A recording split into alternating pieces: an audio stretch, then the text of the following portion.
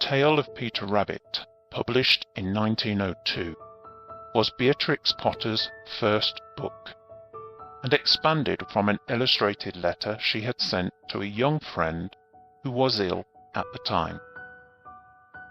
100 years later, the classic tale of naughty Peter Rabbit's escape from Mr. McGregor's garden still brings children all over the world the pleasure it gave that very first reader.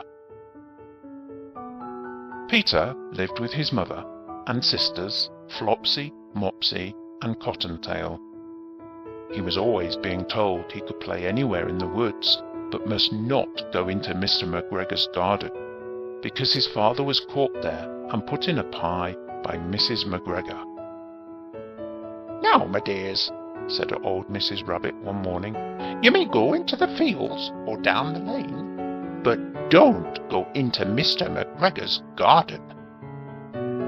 On one particular day, his 3 sisters ran down the lane to collect blackberries, but Peter, who was in the mood for mischief, ran straight to Mr. McGregor's garden and squeezed under the gate.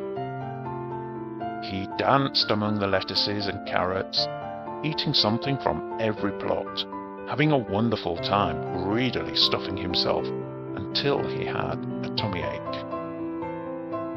Mr. McGregor saw him and made chase, but Peter Rabbit eventually outwitted him and safely returned back under the gate by the woods, where he danced with his sisters, happy at not being caught.